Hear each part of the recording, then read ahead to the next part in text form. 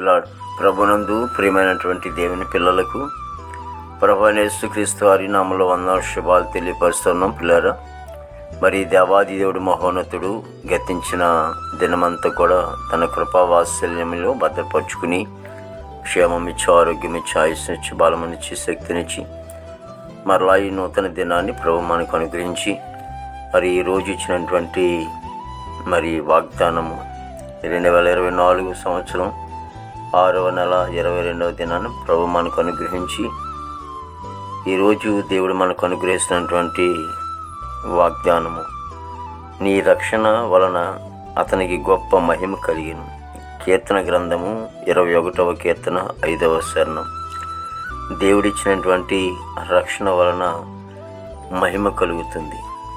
మరి మహిమ లేనటువంటి జన్మగా ఉండి మరి ఆదాము మహిమను కోల్పోయి మరి చీకట్లో బ్రతుకుతుండగా దేవాది దేవుడు మహోన్నతుడు మహిమలో నుండి దీనిగా ఈ లోకానికి వచ్చి సర్వమానవులందరి కొరకు ఆయన ప్రాణం పెట్టాడు.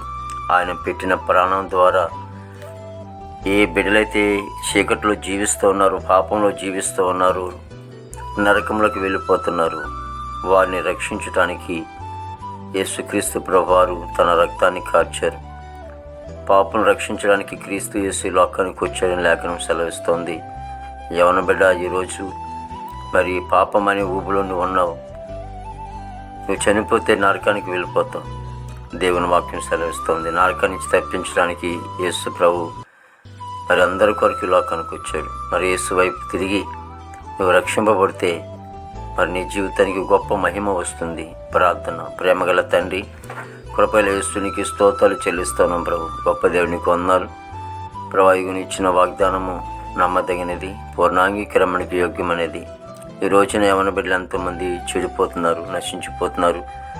ఆయన ప్రభా, ప్రతి యవనస్తుని కూడా మీరు రక్షించుకుని తండ్రి, ప్రతి యవన బిడ్డ కూడా గుర్తించుకుని కృప దయచేయండి. ప్రతి ఒక్కరూ కూడా ప్రభా నీతోటి తిరిగే భాగ్యం దయచేయండి. దేవా, ఇదిగో తండ్రి యేసునికి స్తోత్రాలు ప్రభా. నిషేధించిన రాయి తలకి మూలరాయి అవుతుందని నువ్వు సెలవు తండ్రి. దేవ, ఎవరైతే ప్రభా నిన్ను నిషేధిస్తున్నారో దేవా, ఇదిగో తండ్రి, వారు ఒక రోజున రూమ కుట్టుకుని ఏడుస్తూ ఉంటారు, కానీ అప్పుడు ప్రయోజనం ఉండదు తండ్రి. ప్రభా, దీపం ఉండగానే ఇల్లు చెక్కబెట్టుకున్న రీతిలో ప్రాణం ఉండగానే ఆత్మ ఉండగానే నైనా ప్రభుని నేను తెలుసుకునే కృప దయచేయండి. దేవా, ఇదిగో తండ్రి, రక్షింపడే భాగ్యం దయచేయండి. దేవా, ఇదిగో తండ్రి, మహిమలో ఉండి అధిక మహిమలోకి వాళ్ళు ప్రవేశించే కృప దయచేయండి. దేవా, ఇదిగో తండ్రి, ప్రతి ఒక్కరిని కూడా రక్షించుకో తండ్రి. విదేశంలో బిడ్డలందరినీ కూడా దీవించినాను. అధికారులు మంచి వంతులు పండి దేవా తండ్రి ప్రభావం మరి విదేశాలు ఉన్నటువంటి బిడ్డలందరినీ కూడా దీవించండి. మా భారతదేశాన్ని దీవించండి తండ్రి, ఆస్వాదించండి. రోగును స్వస్థపరచండి. జైల్లో ఉన్న బిడ్డలు విడుదల చేయండి.